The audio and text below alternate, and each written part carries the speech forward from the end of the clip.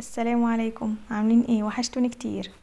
ان شاء الله النهارده هنعمل مع بعض وصفه جميله جدا، وهي ايه؟ جلاش بالفراخ بطريقه سهله جدا، والطعم اللهم بارك حكايه. ومتاكده ان شاء الله باذن الله ان الولاد هيطلبوها منك كل يوم. خليكي معايا لاخر الفيديو وقولي لي ايه رايك في الوصفه، وان شاء الله متاكده انك هتجربيها وتدعي لي ان شاء الله. اول حاجه جهزت المقادير جنبي عشان اسهل على نفسي الاكل ويخلص بسرعه، ويبقى كل حاجه متوفره جنبي ومنساش حاجه. اول حاجه حطيت وك على النار وفيها حوالي 4 معالق من الزيت، ونزلت بنص كيلو من البناء متقطع مكعبات، مكعبات كبيره مش صغيره خالص، يعني وسط، ولا كبيره قوي ولا صغيره قوي.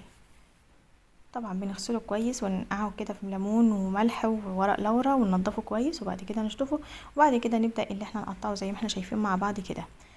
وطبعا مش هنقلب خالص البانيه غير لما ياخد لون وياخد صدمه كده، عشان ما ينزلش ميته ويحتفظ بالسوائل بتاعته. واول ما ياخد لون كده هبدا من الناحيه التانية برضو، يعني لون ذهبي كده، هبدا اللي انا انزل بحبيتين من البصل مقطعاهم حلقات زي ما احنا شايفين مع بعض كده. اوعي تقلبي البانيه اول ما تنزلي بيه، لا، سيبيه ياخد صدمته علشان يحتفظ بالسوائل بتاعته وما ينزلش معاكي ميه كتير، وكمان هتبصي تلاقي ان الكميه نقصت معاكي خالص. لا، اعملي زي ما احنا شايفين مع بعض كده. وطبعا هبدا ان انا اقلب بالبصل لغايه ما يدبل معايا، وبعد كده هبدا ان انا ادمج البصل مع البانيه.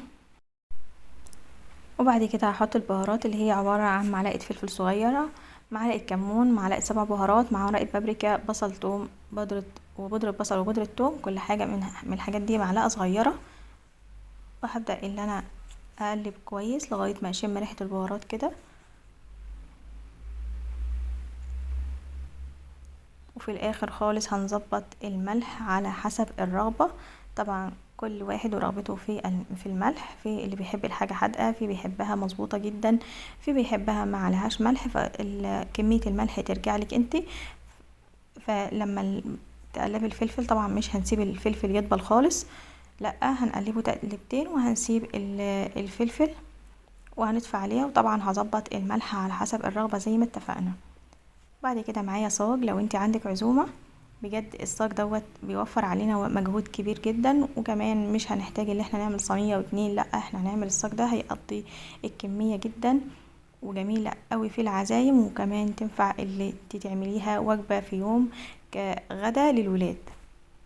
فطبعا حطيت كمية كويسة جدا من السمنة على زيت، يعني زبدة على زيت.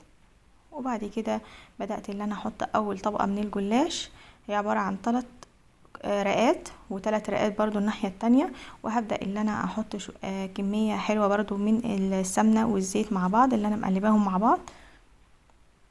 طبعا لازم كل طبقة والتانية هنحط زبدة عشان يبقى فيه توريقة كويسة جدا معانا في الجلاش. بس هنحط 3 طبقات 3 طبقات.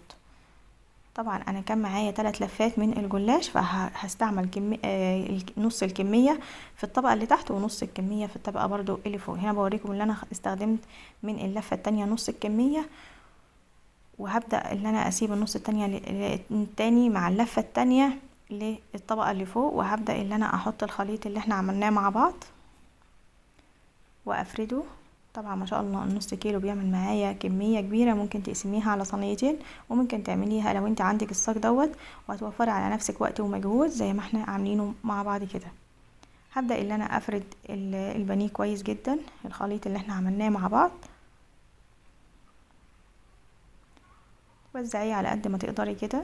طبعا احنا لسه هنحط مكونات تانية، فهيبقى كويس جدا الحشو. معايا برضو جبنة رومي مبشورة، انا جبت ب25 جنيه تقريبا على ما اعتقد، وممكن تجيبي جبنة موتزاريلا لو متوفرة عندك هتبقى احلى كمان.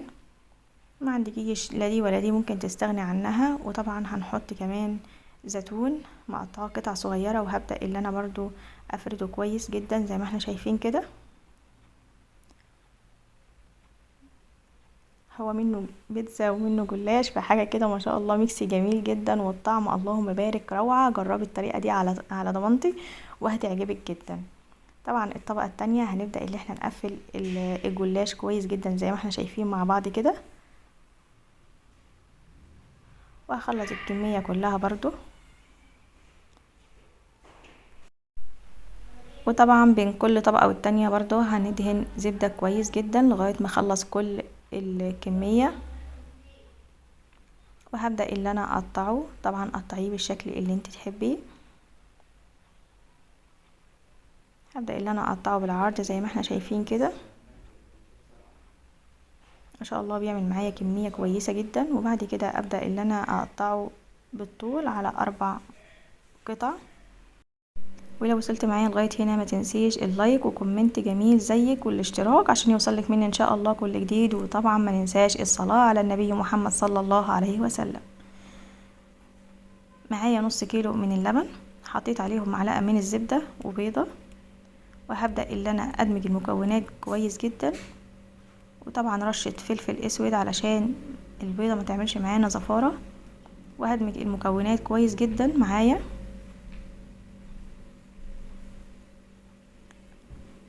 وهحط نص معلقة من البيكنج باودر، بتفرق جدا مع الجلاش. وهبدأ اللي انا اوزع الخليط زي ما احنا شايفين مع بعض كده.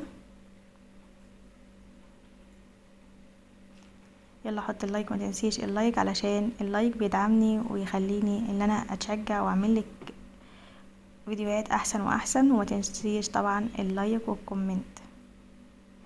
هوزع طبعا الخليط زي ما احنا شايفين كده كويس جدا على الجلاش زي ما احنا شايفين كده. تشربه كويس جدا. وبعد كده ادخله على الفرن على درجة حرارة 200 وفي الرف اللي في النص، واسيبه لغاية ما يستوي وياخد معانا اللون الجميل اللي احنا شايفينه مع بعض ده. وبعد كده اطلعه وابدأ اللي احنا نقطعه ونقدمه مع بعض. شايفين الشكل ما شاء الله اللهم بارك. والطعم كمان حكاية. بس اعملي المقادير وامشي على الخطوات بالظبط، هيطلع منك احلى كمان مما انا عاملاه ان شاء الله. وربنا يحسن ما بين ايديكم جميعا. شايفين ما شاء الله مش لازق في الصاج لاني حطيت كمية من السمنة كويسة جدا والزيت، فما لزقش معايا خالص. ومورق وجميل جدا اللهم بارك.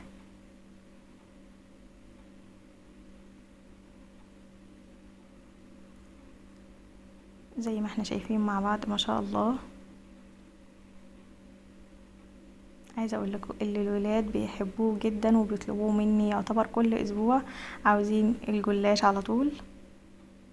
وطبعا ينفع في العزايم جدا، ووصفات رمضان كمان تنفع معاكي ما شاء الله. جميل جدا وحاجه اللهم بارك.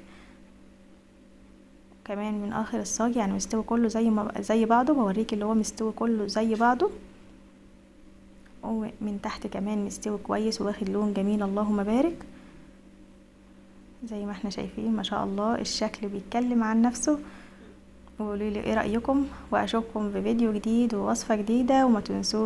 ما تنسوناش من دعواتكم الجميلة. والسلام عليكم ورحمة الله وبركاته. مع السلامة.